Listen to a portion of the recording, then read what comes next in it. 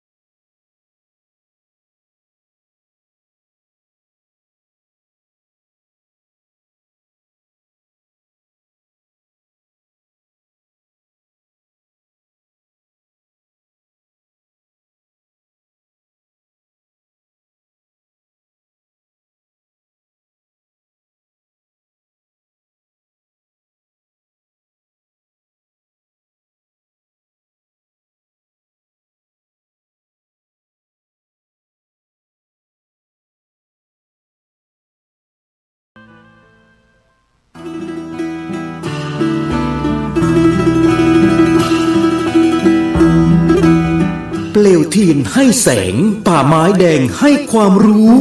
คณะสงฆ์อำเภอชัยประการร่วมกับโรงเรียนพระปริยัติธรรมวัดป่าไม้แดงขอเชิญชวนศรัทธาสาธุชนทุกท่านนำบุตรหลานเข้าร่วมโครงการบรรพชาอุปสมบทภาคฤดูร้อนเฉลิมพระเกียรติรุ่นที่33ระหว่างวันที่ 7-13 เมษายน 2568 เพื่อศึกษาพระธรรมและเป็นศาสนทายาทสืบทอดอายุพระพุทธศาสนาณวัดป่าไม้แดงตำบลหนองบัวอำเภอชัยประการจังหวัดเชียงใหม่โอกาสทางการศึกษาเรียนต่อระดับประถมศึกษาป .1 ถึงป .6 หรือมัธยมศึกษาม1ถึงม .6 สิทธิพิเศษสำหรับผู้เข้าร่วมบวชฟรีเรียนฟรีที่พักฟรีมีรถรับส่งฟรีมีทุนการศึกษาพร้อมเปิดประตูสู่อนาคตที่ดีร่วมสร้างคนดีสู่สังคมและรักษาแก่นพระพุทธศาสนาสนใจสมัครบวชหรือติดต่อสอบถามเพิ่มเติมได้ที่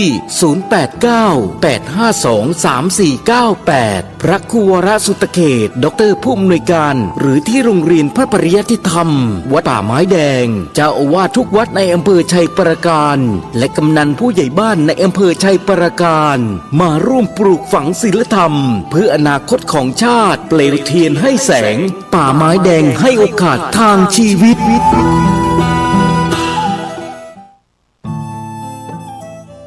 ท่านกำลังติดตามรับฟังสถานีวิทยุกระจายเสียงพระพุทธศาสนาแห่งชาติและสังคมคลื่นเพื่อการศึกษาพระพุทธศาสนาและวัฒนธรรมระบบ FM 104.5 เมกะเฮิรตซ์รายการต่อไปเป็นรายการคดีโลกคดีธรรม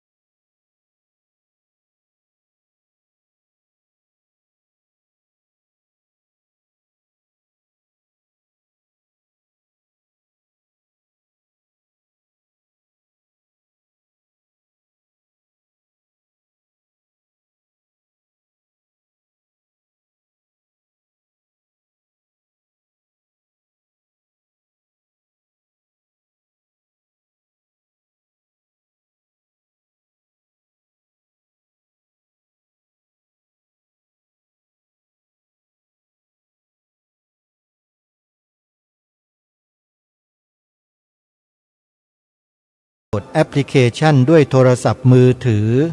ระบบ Android เพื่อติดตามรับฟังรายการนี้ และรายการธรรมะสาระที่เป็นประโยชน์จำนวนมากมายจากสถานีวิทยุพระพุทธศาสนาซึ่งมีรวมกันอยู่มากถึง48สถานีทั่วไทย48สถานีดังกล่าวนี้ออกอากาศตลอด24ชั่วโมงหลายสถานีเมื่อท่านดาวน์โหลดแอปพลิเคชันนี้ไว้ในโทรศัพท์สำเร็จเท่ากับว่าท่านได้พกพาสถานีวิทยุพระพุทธศาสนาไปทุกหนทุกแห่งติดตัวท่านไปทุกที่จะเปิดฟังเมื่อไรก็ฟังได้ตลอด24ชั่วโมงมีธรรมะเป็นเพื่อนคอยเตือนใจตัวเราเองแล้วยังสามารถแนะนำผู้อื่นให้ได้รับความรู้ความเข้าใจในเรื่องราวต่างๆของชีวิตได้เป็นอย่างดีเลยแทนที่เราจะได้บุญผู้เดียวคนอื่นก็จะได้บุญจากเราด้วยและเมื่อคนอื่นได้บุญแล้วอานิสงส์นั้นก็จะตกถึงแก่เราผู้คอยบอกคอยแนะนำผู้อื่นด้วยนี่คือการทำบุญแบบไม่ต้องเสียเงินคือการแนะนำผู้อื่นให้ได้ฟังธรรมะเพราะฉะนั้นการแนะนำให้ผู้อื่นดาวน์โหลดแอปพลิเคชันวิทยุพุทธศาสนาทั่วไทยเท่ากับว่าท่านได้บอกธรรมะให้กับผู้อื่นแจกธรรมะให้ผู้อื่น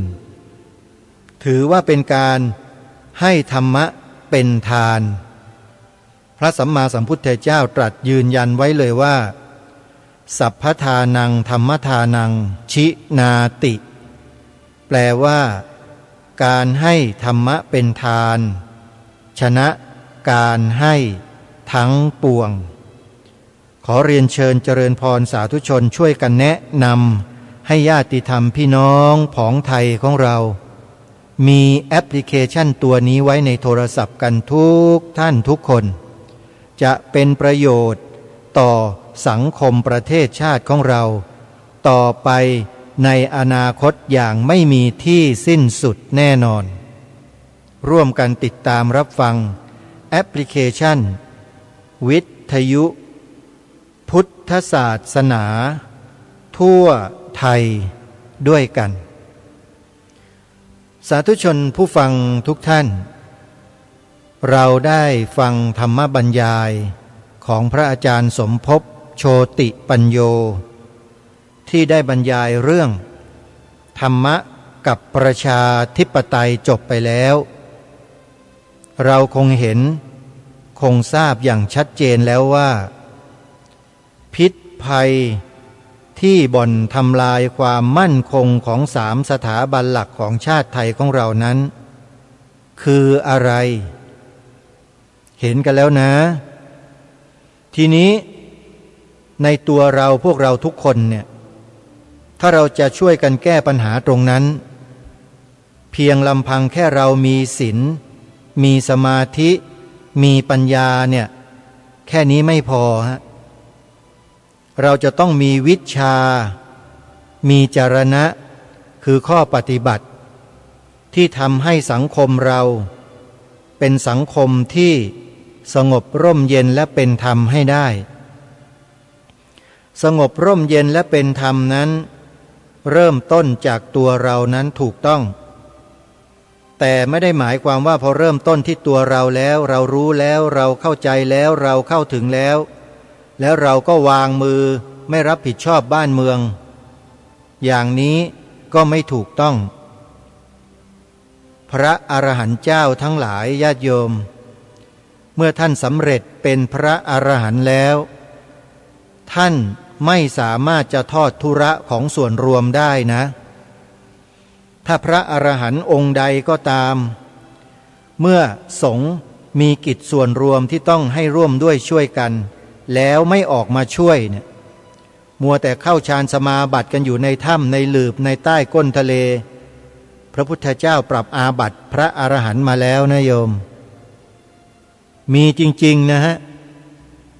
พระอริยบุคคลก็ถูกอาบัติได้เหมือนกันแต่ผู้ที่โจทย์จะต้องเป็นพระสัมมาสัมพุทธเจ้าเท่านั้นทำเป็นเล่นไปนะโยมเรื่องพวกนี้เนี่ยละเอียดอ่อนมากเราดีแล้วอย่าดีแต่เราเพียงคนเดียวเราต้องทำให้สังคมของเราเนี่ยโดยส่วนรวมเนี่ยดีด้วยทีนี้การจะทำให้สังคมส่วนรวมดีได้เนี่ยเราก็ต้องดูสิว่าบริบทของสังคมไทยของเราเนี่ยเขาอยู่เขาเป็นเขาทำอะไรกันอยู่กันแบบไหนปกครองกันด้วยระบอบอะไรแล้วทำกันยังไงแล้วเราจะมีส่วนร่วมได้หรือไม่มีส่วนร่วมในลักษณะไหนอย่างไรตรงนี้แหละที่เราจะต้องศึกษาทำความเข้าใจให้สอดคล้องกันทางรายการพยายามที่จะทำหน้าที่ของตนเองโดยไม่เกี่ยงไม่หลีกหนีปัญหาทั้งหลายทั้งปวงมีแต่จะเดินหน้าเข้าหาปัญหาอยู่ตลอดท่านสาธุชนผู้ฟังที่ติดตามรับฟังกันมานานก็คงจะทราบดีว่ารายการคดีโลกคดีธรรมนี้ไม่เคยหนีปัญหานะโยมเห็นอะไรที่เป็นปัญหาของสังคมบ้านเมืองในแง่มุมที่เราเห็นว่าจะเป็นอันตรายต่อความมั่นคงของสถาบันหลักของชาติในอนาคตก็จะนำเรื่องราวเหตุการณ์สิ่งนั้นมาบอกมาเล่าแก่พวกเราให้ได้รับรู้รับทราบร่วมกันแล้วก็เชิญชวนพวกเราได้ร่วมกันรับผิดชอบสังคมของเราที่กำลังถูกกระท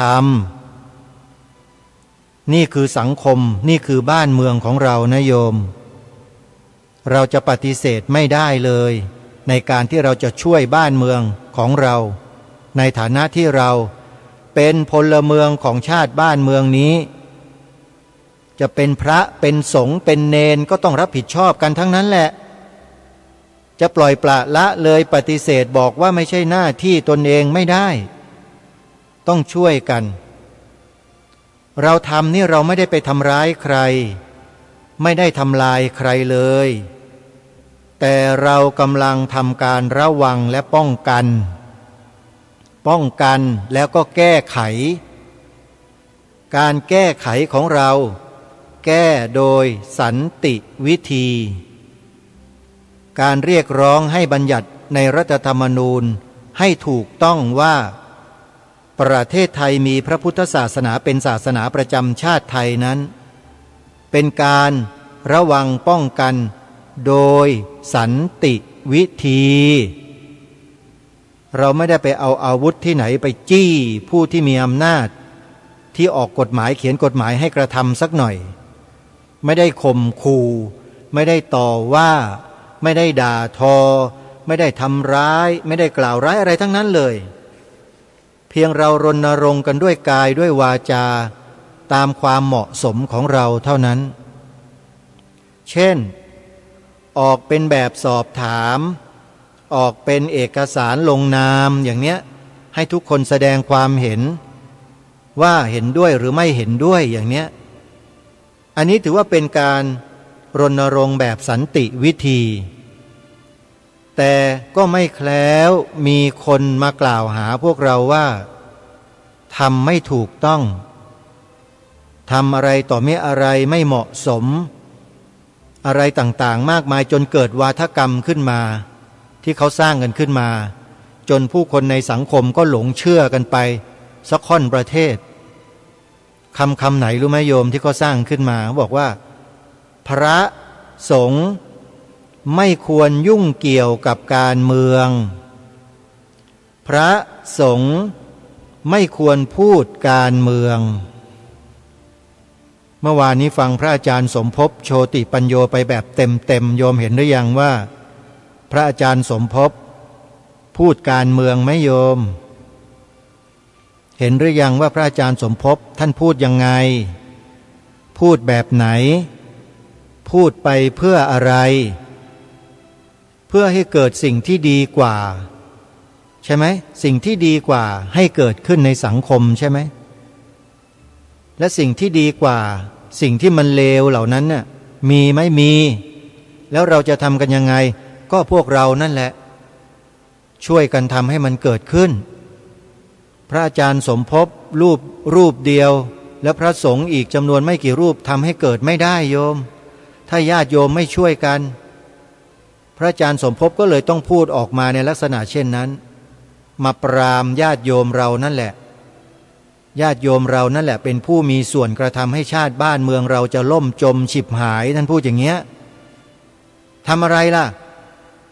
ก็ขายเสียงไงถามก็ตอบตรงๆนี่แหละขายเสียงกันนั่นแหละทำลายบ้านเมืองฉิบหายศาสนาพุทธก็จะฉิบหายด้วยและพระอาจารย์สมภพได้กล่าวไปถึงสถาบันพระมหากษัตริย์ของเราก็จะถูกบ่อนแซะและทำลายด้วยการซื้อสิทธิ์ขายเสียงของพวกโยมนั่นแหละเพราะพระสงฆ์เขาไม่ได้ไปเลือกตั้งเขาห้ามไม่ให้พระสงฆ์ไปยุ่งพระสงฆ์ก็ไม่ได้ไปยุ่งไปเกี่ยวแต่เมื่อมันมาส่งผลกระทบต่อพระสงฆ์ต่อพระศาสนาของชาติที่มีพระสงฆ์เราเป็นแกนหลักเนี่ยก็เกิดความเสียหายพระสงฆ์ก็ต้องออกมาแสดงมาบอกมากล่าวมาท้วงมาติงมาแนะนำแล้วก็ให้กระทำอย่างนั้นอย่างนี้เช่นบัญญัติรับรองไว้ในกฎหมายรัฐธรรมนูญเสียทีสิพ่อคุณให้ศาสนาพุทธเป็นศาสนาประจำชาติไทยกฎหมายรัฐธรรมนูญก็จะได้ให้อำนาจต่อคำสอนของพระพุทธเจ้าไปบูรณาการคนเหล่านั้นในสังคมจากที่มันสกปรกก็จะได้ธรรมะไปล้างให้มันสะอาดขึ้นดูดีขึ้นอย่างนี้ไม่ดีเหรอแล้วคนที่ต่อต้านไม่เห็นด้วยหมายความว่าไงแปลว่าต้องการจะอยู่กับสิ่งสกปรกทำตัวสกปรกกันอยู่แบบนั้นหรือมันก็มีคำถามอย่างนี้ขึ้นมาถ้าหากมีการคัดค้านต่อต้านถูกไหมคะเราก็ต้องถามว่าเป็นอย่างนั้นหรือเปล่าไม่ตอบไม่ยอมตอบเดินหนีเลยนี่คือคนพวกนี้คนที่ต่อต้านคัดค้านนี่แหละตัวดีนักไม่ว่าใครทั้งนั้นน่ะแล้วคนที่ไปหลงเชื่อวาทกรรมของคนพวกนี้แล้วก็หลงทิศหลงทางมาต่อต้านกรณีนี้ก็เหมือนกันกำลังจะกลายเป็นพวกนั้นนะพวกเราเนี่ยระวังให้ดีนะกลับตัวกลับใจกันยังไม่สายนะโยมรีบเดินมาในแนวทางที่ถูกต้องเถอะเพื่อบ้านเมืองของเรา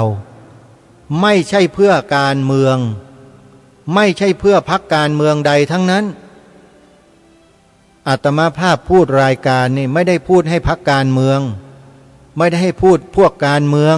แต่พูดเพื่อบ้านเพื่อเมืองของเราฟังให้ดีนะพูดเพื่อบ้านเมืองของเราพวกเรารู้จักบ้านเมืองของเราเนี่ยดีพอแล้วหรือยังว่าบ้านเมืองเราเนี่ยมีที่มาที่ไปยังไงมีอะไรเป็นหลักเป็นแก่นสารของชาติบ้านเมืองมาโดยตลอดตั้งแต่อดีตตั้งแต่โบราณกาลมาน่ะมีอะไรเป็นหลัก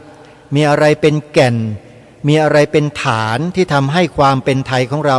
มั่นคงมาจนถึงวันนี้เป็นเอกราชนครมาได้เนี่ยเรารู้เราทราบกันดีแล้วหรือยังถ้ารู้นะจะไม่ต่อต้านกรณีที่ทางรายการพูดมาเลยแม้สักแอะเดียวไม่มีเลยถ้าคนรู้เนี่ยมีแต่คนที่จะต่อต้านนั่นแหละที่ไม่รู้เลยฮะว่าบ้านเมืองนี้เขาถูกสร้างถูกแปลงกันมาด้วยอะไรแล้วผู้เป็นองค์พระประมุขของราชอาณาจักรสุโขทัยกรุงศรีอยุธยากรุงธนบุรีกรุงรัตนโกสินทร์ทรงยกหลักธรรมคำสอนของศาสนาใดมาปกครองบ้านเมืองรู้กันบ้างไหมพวกเรารู้ไหมเมื่อรู้แล้วก็จะไม่ต่อต้านรายการคดีโลกคดีธรรมแม้แต่นิดเดียวแต่คนที่ต่อต้านนั้นคือคนที่ไม่รู้ แล้วก็จะไม่ยอมรับรู้อะไร เมื่อเป็นเช่นนั้นก็ต้องมาต่อสู้กันโดยสันติวิธี ด้วยการแสดงการกล่าวการพูดอธิบายให้เหตุผลถ้าฝ่ายต่อต้านคัดค้านมีเหตุผลก็ยกเหตุผลมาไม่ว่าประชาชนก็ฟังกันไปในฝ่ายของพวกเราก็ยกเหตุผลหลักฐานเต็มบ้านเต็มเมืองมาเราก็มีเหตุผลของเราหลักฐานของเราเต็มไปหมดก็ต่อสู้กันด้วยข้อมูลหลักฐานกันไปถูกไหมฮะนี่แหละเขาเรียกว่าสันติวิธีบ้านเมืองเราเป็นประชาธิปไตยไม่ใช่หรือโยมเป็นประชาธิปไตยก็ต้องยอมรับความคิดเห็นที่แตกต่างใช่ไหมใช่ไหมฮะเพราะฉะนั้นใครก็ตามที่พูดที่แสดงที่กล่าวออกมาในสังคมโลกโซเชียลหรืออะไรแล้วแต่มีสิทธิ์กันทุกคนโยมแต่จะผิดหรือจะถูกมันก็ขึ้นอยู่กับเจตนาที่อยู่ข้างในและข้อมูลที่นำเสนอเราเองที่เป็นผู้เสพบริโภคสื่อเนี่ยพวกเราเองจะต้องมีความรู้พื้นฐานของชาติบ้านเมืองของเราไว้ถ้าเราไม่รู้เลยมีคนมาหลอกลวงเราว่าประวัติศาสตร์ชาติเราเป็นอย่างนั้นเป็นอย่างนี้อย่างโน้นไปบิดเบือนประวัติศาสตร์เนี่ยเราก็หลงเชื่อหมดสิก็เราไม่รู้รากฐานรากเหง้าของบ้านเมืองตัวเองมาก่อนถูกไหมเพราะคนเหล่านั้นอ้างว่านี่คือประวัติศาสตร์บ้านเราเป็นอย่างนั้นอย่างนี้อ้างคนนู้นคนนี้บันทึกไว้จารึกไว้ก็เชื่อกันหมดเพราะเราไม่ศึกษาเรียนรู้ด้วยตัวของเราเองให้เข้าใจอย่างละเอียดลึกซึ้งถูกต้องอย่างบ้านเมืองไทยของเราเนี่ยองค์บูรพมหากษัตริยาธิราชเจ้าทุกพระองค์ทรงสู้อุตสาห์เสียสละพระชนชีพทรงเสียสละทุกสิ่งทุกอย่างเพื่อปกป้องความเป็นไทยเอาไว้ให้แก่พวกเราเคยทราบซึ้งในพระมหากรุณาธิคุณขององค์บูรพมหากษัตริย์เจ้าของไทยเราบ้างหรือไม่สำนึกตรงนี้ยังมีกันอยู่ไหมพวกเราถ้ามี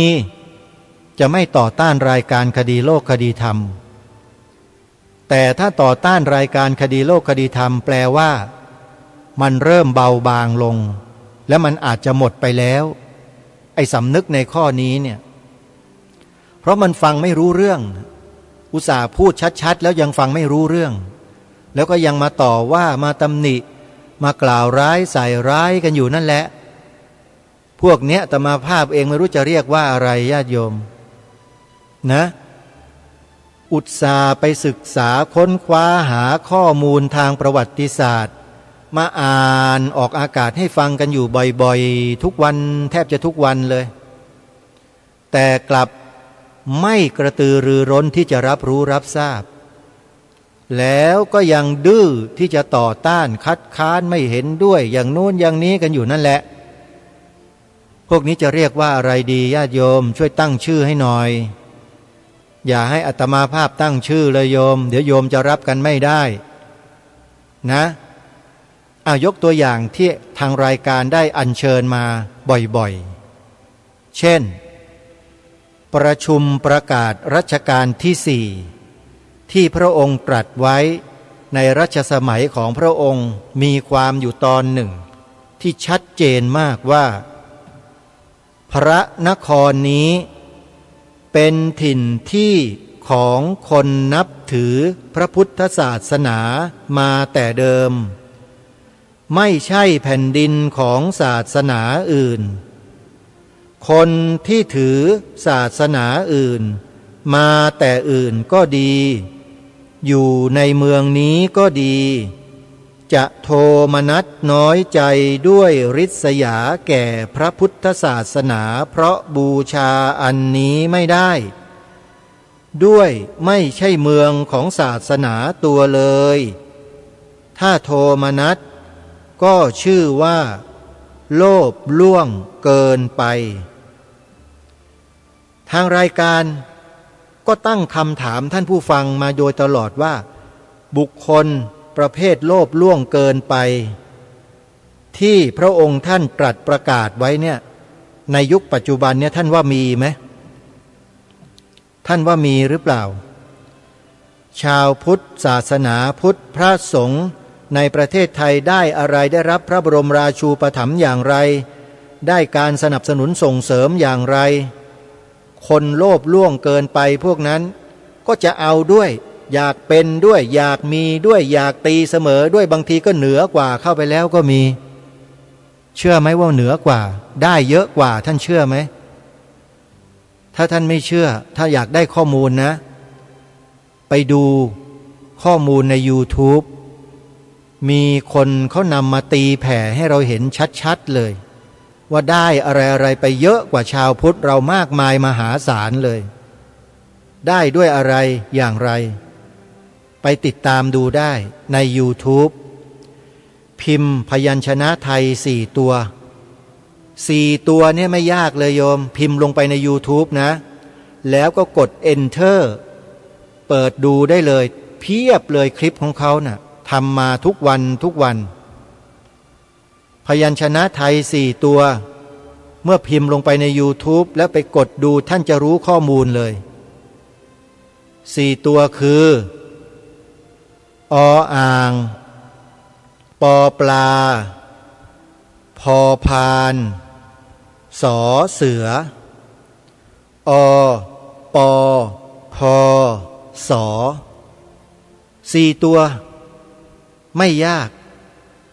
แค่พิมพ์อักษรไทยพยัญชนะไทย4 ตัวย่อเนี้ยลงไปใน YouTube แล้วท่านจะทราบข้อมูลทั้งหมดถ้าทราบไม่หมดจดเบอร์โทรศัพท์ที่เขาทิ้งไว้ในคลิปนั่นแหละโทรเข้าไปถามขอข้อมูลได้เลยทางผู้ที่นำมาเผยแพร่ยินดีที่จะมอบให้เพียบเลยโยมข้อมูลหลักฐานการกระทำของคนโลภล่วงเกินไปที่เกิดขึ้นในยุคปัจจุบันของพวกเราเนี่ยบอกถึงพฤติกรรมที่โลภล่วงจัดก็มีเกินไปก็มีเกินยังไงโยมให้คืบเอาศอกให้ศอกเอาวาเอาให้วาไม่พอเอาเส้นเอาให้เส้นก็ให้เส้นไปน่าจะพอนะไม่พอจะเอาทั้งโยชน์เลยโยมเรียกว่าจะกินหัวกินหางกินกลางตลอดตัวเลยว่างั้นเถอะไปดูข้อมูลที่แนะนำให้เข้าไปดูใน YouTube เถอะท่านอย่าให้ทางนี้ได้พูดอะไรมากกว่านี้โยมเดี๋ยวหยุดไม่อยู่เพราะข้อมูลเหล่านั้นน่ะมีอยู่ที่ทางอปพสเขาเอาไปเผยแพร่เนี่ยมีอยู่เพราะขอเข้ามานะพิมพ์พยัญชนะ4 ตัวนะโยมใครที่จดไม่ทันเมื่อสักครู่นี้พิมพ์ใหม่นะออ่างปอปลาพอพานสอเสือ4 ตัวอปอพอสอแล้วเปิดดูใน YouTube ได้เลยทางรายการย้ำมาเป็นระยะเวลากว่า20 ปีเรื่องราวเหล่านี้ที่เกิดขึ้นกับสังคมไทยของเรามันไม่ได้เพิ่งเกิดเมื่อ20 ปีเนี่ยนะโยมมันแอบเกิดมาตั้งแต่2475ตั้งแต่เปลี่ยนแปลงการปกครองโน้นอปพสเขาไปสืบค้นเจอข้อมูลหลักฐานเป้งๆเลยโยมเต็มแล้วมีผู้ที่ปรารถนาดีต่อบ้านเมืองนำเอาหลักฐานเหล่านั้นเหตุการณ์เหล่านั้นเมื่อ2475มาจัดทำเป็นภาพยนตร์การ์ตูนแอนิเมชันชื่อเรื่องว่า2475ได้ดูกันครบถ้วนกันหรือยัง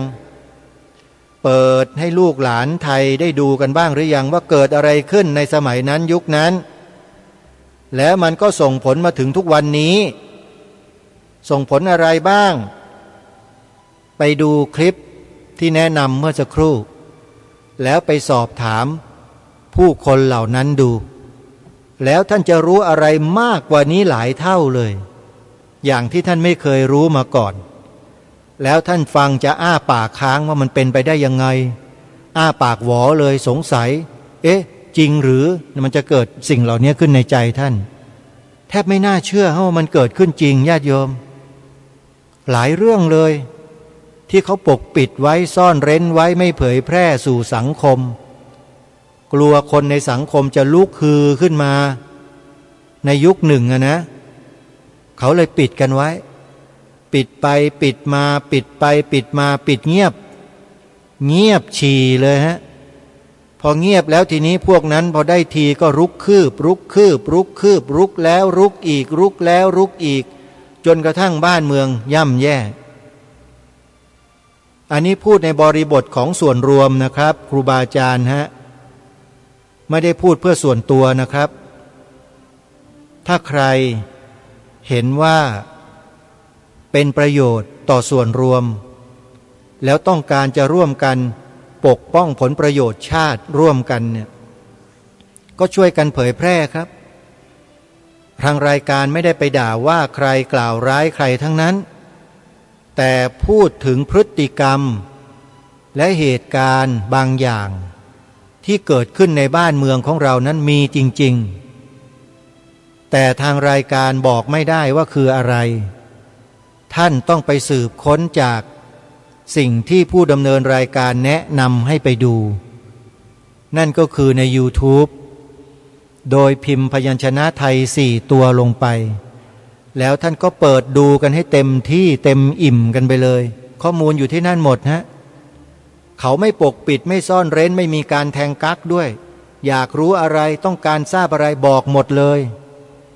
เชื่อไม่เชื่อก็เป็นอีกเรื่องหนึ่งแล้วแต่ดุลพินิจของท่านผู้ฟังแต่ละท่านทางรายการไม่มีสิทธิชี้นำอะไรได้แต่บอกแนะนำให้ไปศึกษาหาข้อมูลเพิ่มเติมกันดูส่วนที่ทางรายการรู้ก็จะนำมาบอกมาเล่าเช่นพระราชปณิธานพระบรมราโชวาทพระบรมราชโองการพระราชนิพนธ์ต่างๆที่พระองค์ตรัสไว้ทรงแสดงไว้พระราชนิพนธ์ไว้ต่างๆเนี่ยอันเนี้ยอัญเชิญมาให้อ่านให้พวกเราได้รับรู้รับทราบร่วมกันเหมือนอย่างเมื่อสักครู่ประชุมประกาศราชการที่4เห็นไหมฮะพระองค์ทรงปฏิเสธเลยนะว่าประเทศไทยเราเนี่ยไม่ใช่แผ่นดินของศาสนาอื่นฟังชัดไหมฟังกันชัดเจนดีนะคงไม่มีใครที่จะไปแปลงสารนะโยมถ้าแปลงนี่ถือว่าเลวร้ายมากเลยใครไปแปลงสารของพระองค์ท่านพระองค์ท่านตรัสอย่างนี้ทรงยืนยันอย่างนี้ว่าไม่ใช่แผ่นดินของศาสนาอื่นคนที่ถือศาสนาอื่นมาแต่อื่นก็ดีอยู่ในเมืองนี้ก็ดีจะโทมนัสน้อยใจด้วยริษยาแก่พระพุทธศาสนาเพราะบูชาอันนี้ไม่ได้ด้วยไม่ใช่เมืองของศาสนาตัวเลย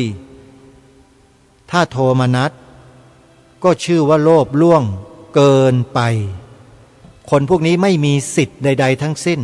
ที่จะมาตีเสมอศาสนาของชาติศาสนาอะไรล่ะคือศาสนาของชาติศาสนาพุทธเอาหลักฐานที่ไหนมาพูดสีขาวบนธงชาติไทยบ่งบอกถึงศาสนาพุทธว่าเป็นศาสนาประจำชาติมีอะไรถามอีกไหมจะได้ตอบถ้าถามเรื่องนี้ตอบได้เรื่องธงชาติเนี่ยถามมาเลยโดยเฉพาะสีขาวธงชาติเนี่ยหมายถึงพระพุทธศาสนาเท่านั้นเนี่ยมีใครสงสัยบ้างในประเทศนี้ในโลกนี้รายการคดีโลกคดีธรรมพร้อมที่จะนำหลักฐานไปกลางให้ดูกันชัดๆขาวคือบริสุทธิ์ศรีสวัสดิ์หมายพระไตรรัตน์และธรรมะคุ้มจิตไทยนี่แหละคือพระพุทธศาสนาแท้ๆ ไม่มีศาสนาอื่นเลยแม้แต่นิดเดียวแต่มีคนที่อยู่ในอำนาจในบ้านในเมืองไปดำรงตำแหน่งแล้วไปบิดเบือนพระราชนิพนธ์ของพระองค์ท่านทางรายการพอทราบข้อมูลมีหลักฐานก็นำมาแจ้งบอกให้พี่น้องคนไทยเราได้รับรู้รับทราบว่าเกิดกรณีเช่นนี้ขึ้นจริงๆแล้วทางรายการผิดตรงไหนเนี่ยรู้สิ่งที่มันเป็นภัยต่อความมั่นคงของสถาบันของชาติแล้วมาบอกพี่น้องประชาชนให้ช่วยกันปกป้องรักษาคุ้มครองเนี่ยผิดตรงไหนมีใครว่าผิดมั่งไม่ได้ผิดอะไรเลยใช่ไหมฮะเป็นสิ่งที่ถูกต้องดีช่วยได้ซ้ำดีกว่าปล่อยให้พี่น้องประชาชนเรากงกงกันอยู่อย่างนั้นคือไม่รู้เรื่องรู้ราวอะไรกันเลยขออภัยนะไม่ได้ว่านะโยมเป็นเรื่องจริงไม่รู้เรื่องอะไรกันเลยพวกเราเนี่ยเมื่อไม่รู้เรื่องอะไรกันเลยก็ไม่ได้ทำอะไรกันเลยไงฮะต่อต้านก็ไม่มีคัดค้านก็ไม่เจอสงสัยก็ไม่มีไม่ทำอะไรเลยรายการนี้ก็เลยขันอาสามาว่าให้พวกท่านพวกเราท่านทั้งหลายเนี่ยได้รับรู้รับทราบหวังว่าจะมีคนไทยเราทั้งพระทั้งโยมเนี่ยที่ฟังแล้วจะเกิดสำนึกกันขึ้นมาบ้างหวังแค่นั้นแหละครับถ้าไม่มีก็ไม่เป็นไรฮะก็ถือว่าเป็นชะตากรรมของชาติบ้านเมืองก็แล้วกันที่มีคนที่อาศัยอยู่บนผืนแผ่นดินนี้เป็นคนเช่นนั้นนะครับก็เป็นชะตากรรมของชาติก็แล้วกันฮะเพราะทางรายการไม่ได้ดิบได้ดีอะไรหรอกครับที่จะมาพูดเรื่องนี้นะฮะเพราะเป็นห่วงชาติบ้านเมืองห่วงสถาบันของชาติห่วงมากโยมเพราะรู้ถึงวิธีการรู้ถึงสถานการณ์รู้ถึงความเป็นไปข้างหน้ารู้ถึงขนาดว่าถ้าเพลียงพล้ำแล้วจบเลย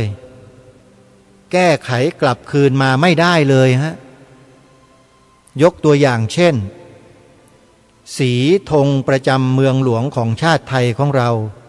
คือสีประจำกรุงเทพมหานครธงของกรุงเทพเนี่ยธงประจำเมืองหลวงเนี่ยโยม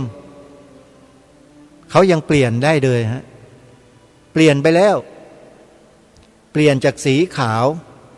เป็นสีเขียวไปแล้วโยมเห็นไหมเปลี่ยนแล้วเปลี่ยนกลับคืนได้ไหมนั่นน่ะเปลี่ยนไม่ได้มีใครกล้าบ้างล่ะมีใครทำได้มั่งมีคนไหนทำได้มั่งแต่มาว่าไม่มีน้ำยากันสักคนหนึ่งในประเทศนี้นะฮะที่จะนำเอาสีของธงกทมธงของเมืองหลวงของประเทศไทยเรากลับมาเป็นสีขาวให้เหมือนเดิมนะไม่มีหรอกครับในประเทศนี้ขอบอกว่าไม่มีถ้าไม่มีหรอกครับเพราะคนในยุคนี้ไม่เหมือนบรรพบุรุษเราในยุคก่อนครับในยุคนี้จะทำอะไรทั้งทีนะก็เกรงอกเกรงใจคนนั้นเกรงใจคนนี้จนกระทั่งทำอะไรกันไม่ได้ม้าอารีทั้งนั้นจริงๆอันนี้กล้าท้าเลยว่าไม่มีใครทำได้หรอกที่จะนำกลับมาเป็นสีขาวเหมือนเดิมแล้วเขาเปลี่ยนกันตั้งแต่เมื่อไหร่ก็ไม่มีใครทราบอาตมาภาพเองก็ไม่ทราบมาเห็นอีกทีก็ตอนมาบวชเป็นพระแล้วมาอยู่ในกรุงเทพเมื่อปีพระพุทธศักราช 2536 มาอยู่อีกครั้งหนึ่งนี่แหละไปเห็นก็ตอนเดินบิณฑบาตไปถึงเสาชิงช้านั่นแหละถึงจะเห็นโยมถ้าไม่ไปเดินบิณฑบาตไม่มีทางที่จะเห็นหรอกฮะไปเห็นเข้าก็ตกใจอ้าวใครมาเปลี่ยนธงของเมืองหลวงของเราเนี่ยแล้วมันเป็นสีไอ้นี่ซะด้วยที่สีเขียวฮะเขียวแบบบางประเทศทางตะวันออกกลางด้วยอัตมภาพก็เลยคิดหนักมันมายังไงเป็นยังไงเนาะก็เลยลองไปสอบถามคนที่ทำงานอยู่ในกทมที่รู้จักญาติโยมบางคนให้ไปสืบดูซิว่าเรื่องราวเนี้ยมันมีที่มาที่ไปยังไงและเป็นอย่างไร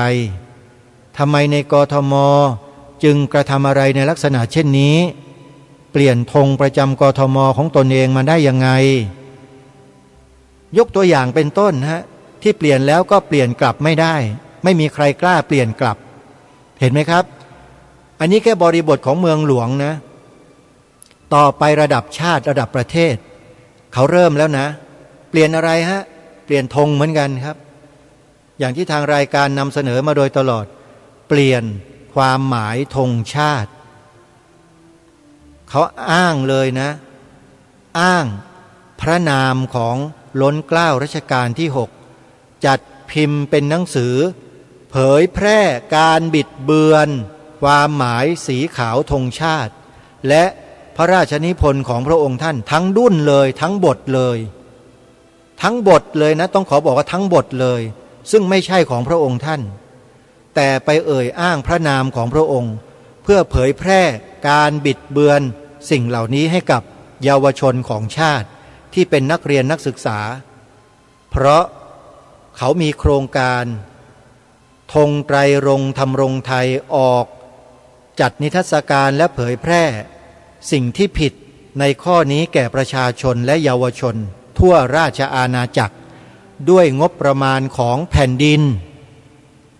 ที่กล้าพูดเนี่ยเพราะมันเป็นความจริงมีหลักฐานชัดเจน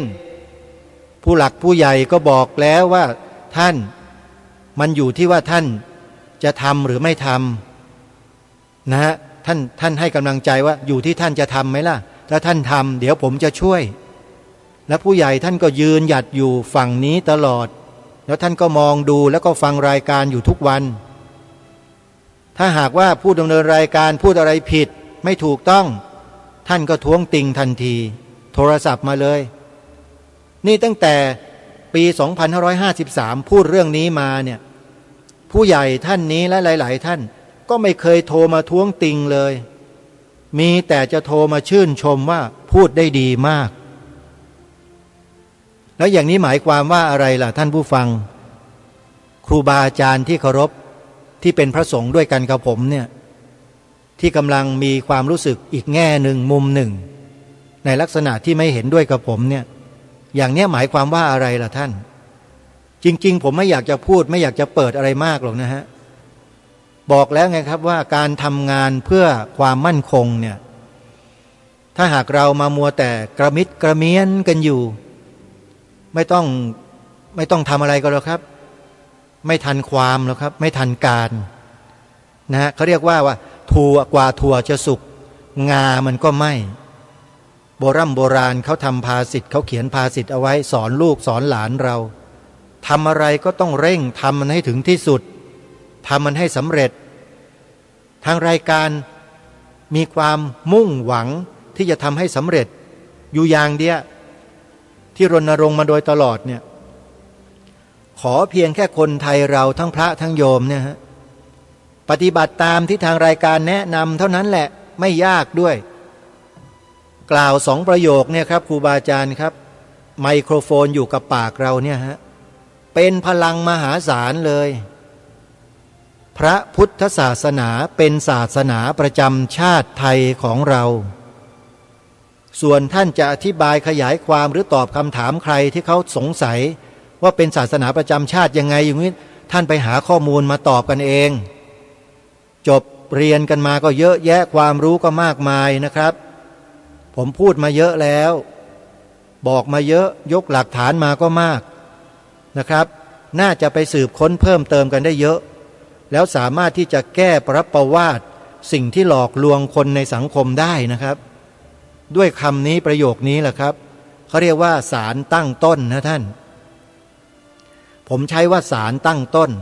คือพระพุทธศาสนาเป็นศาสนาประจำชาติไทยของเรานี่คือศาลตั้งต้นตัวแรกที่จะทำให้ศาลอื่นๆไหลบ่าออกมาแล้วทำให้เราได้รู้ได้เห็นว่าศาลเหล่านั้นเป็นศาลพิษหรือเป็นศาล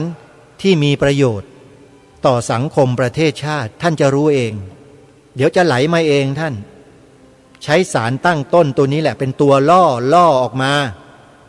สิ่งที่ถูกก็จะออกมาด้วยสิ่งที่ไม่ถูกก็จะออกมาด้วยแล้วท่านก็เลือกเก็บสิครับ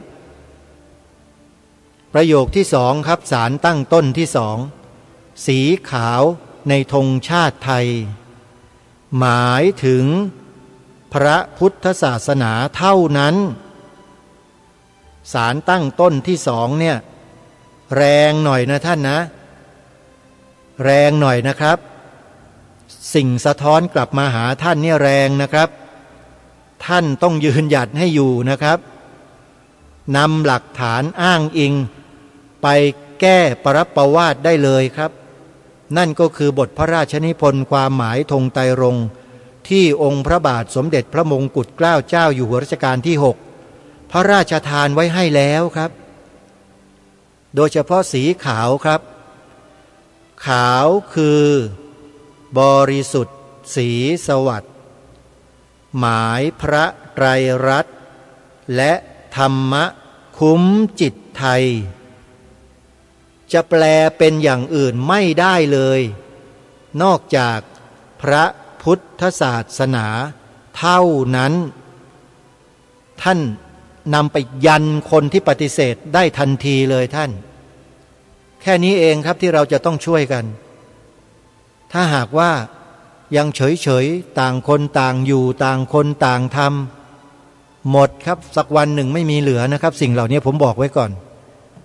ถ้าพวกเราไม่ช่วยกันเนี่ยหมดนะครับลูกหลานเยาวชนเราถูกล้างสมองเกลี้ยงหมดเลยเขาทำกันอยู่ตลอดเวลาท่านทำกันอยู่ในโรงเรียนเนี่ยท่านไม่รู้หรอก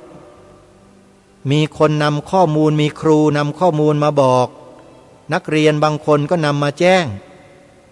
ผมทราบเป็นอย่างดีครับจึงได้มารณรงค์เรื่องนี้ให้พวกเราได้ช่วยกันทอพายรัตนาวาหรือประเทศชาติบ้านเมืองของเรานี้ไปด้วยกันครับไปในทิศทางที่ถูกที่ควรไม่ใช่สวนกระแสแล้วแพมันก็จะล่มแตกบ้านเมืองพังฉิบหายหมดถ้ามาขัดแย้งกันในเรื่องพวกนี้นะครับผมบอกไว้ก่อนอย่าครับนี่คือเรื่องความมั่นคงแท้ๆเลยครับแล้วไม่ต้องมาถามนะโยมไม่ต้องมาถามอาตมาอีกว่าทำไมท่านไม่ปล่อยให้ผู้หลักผู้ใหญ่ที่เขามีหน้าที่เขาดำเนินการล่ะท่านมาทำไมมาพูดทำไมเลิกถามคำนี้นะโยมแปลว่าโยมนี่ไม่รู้เรื่องอะไรเลยจริงๆนะว่าบ้านเมืองเนี้ยเวลาเขาทำอะไรเนี่ยเขามีศาลตั้งต้นมายังไงศาลตั้งต้นของคนมีอำนาจในบ้านเมืองนี้เขามากันยังไงโยมทราบหรือเปล่าโยมเคยได้รับเงินซื้อเสียงไหมโยมมีใครที่ไม่ได้รับเงินซื้อเสียงบ้างเวลาไปเลือกตั้งแล้วได้เงินน่ะ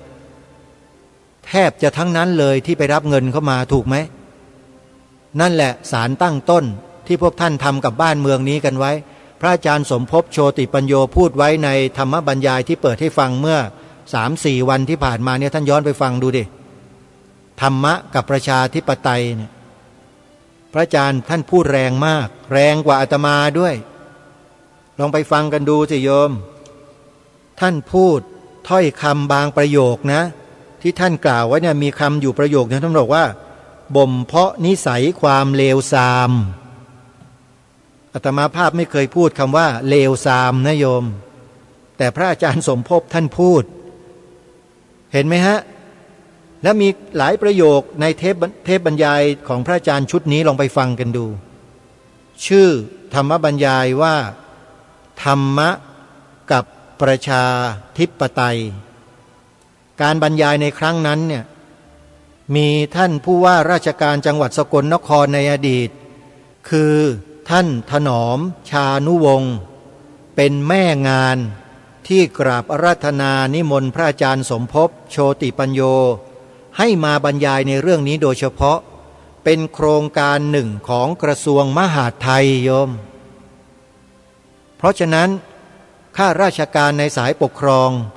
ให้รับรู้รับทราบกันไว้โดยทั่วกันด้วยว่าโครงการของกระทรวงมหาดไทยตั้งแต่อดีตมาเขาส่งเสริมให้พระสงฆ์เราเนี่ยเข้ามามีบทบาทในการอบรมพร่ำสอนประชาชนในเรื่องพวกนี้มานานแล้วแต่คนที่ไม่รู้ไม่เคยสนใจไม่เคยติดตามเนี่ยก็ไม่ทราบเรื่องเหล่านี้พอมีพระสงฆ์ออกมาพูดในยุคปัจจุบัน ก็ทำท่าทำทางจะมาปิดปากพระสงฆ์อย่างนู้นอย่างนี้กันต่างๆระวังให้ดีนะระวังกันให้ดีนะพระสงฆ์เองไม่อยากจะไปยุ่งไม่อยากจะไปวุ่นวายก้าวก่ายอำนาจหน้าที่ของท่านทำกันไปแต่เมื่อพระสงฆ์ได้รับฉันทานุมัติจากข้าราชการของกระทรวงมหาดไทยคือระดับผู้ว่าราชการจังหวัดนิมนต์ให้มาพูดมากล่าวเรื่องนี้โดยเฉพาะเนี่ยท่านต้องรับรู้รับทราบไว้ด้วยว่าพระสงฆ์ไม่ได้เข้ามายุ่งเกี่ยวแต่ได้รับการนิมนต์ให้มาพูดเหมือนอย่างที่พระอาจารย์สมภพโชติปัญโยพูดไว้นั่นแหละเป็นแบบแผนที่พระสงฆ์เราจะต้องนำไปพูดแล้วสอนทุกคนไม่ว่าจะเป็นนักการเมืองไม่ว่าจะเป็นข้าราชการระดับไหนอย่างไรก็แล้วแต่ให้ทราบให้รู้ให้เข้าใจถึงธรรมะ4 ข้อธรรมะ4 ข้อนี้รวมเรียกว่าโสตปฏิยังคธรรมโสตปฏิยังคธรรมธรรมที่เป็นฝักฝ่ายแห่งโสดาบันผู้ประเสริฐมี4 ข้ออะไรบ้างศรัทธาศีลจาคะปัญญานี่คือสิ่งที่พระสัมมาสัมพุทธเจ้าตรัสสอนเหล่าบรรดาพระภิกษุสงฆ์ของเราให้ไปพร่ำสอนคนทั้งหลายทั้งปวงในทุกระดับชั้นให้ได้เข้าถึงเข้าใจในเรื่องของศรัทธาศีลจาคะปัญญาโสตปฏิยังคธรรมนี้แล้วถ้าพระสงฆ์ไม่ไปกล่าวไม่ไปแสดงไม่ไปพูดแล้วใครจะพูดใครจะกล่าวใครจะสอนใครจะแสดงให้คนเหล่านั้นได้รู้ได้เข้าใจในสิ่งเหล่านี้แล้วว่ามีประโยชน์และคุณค่าในงานการปกครองประเทศชาติบ้านเมืองเพียงใดใครจะมาพูดล่ะ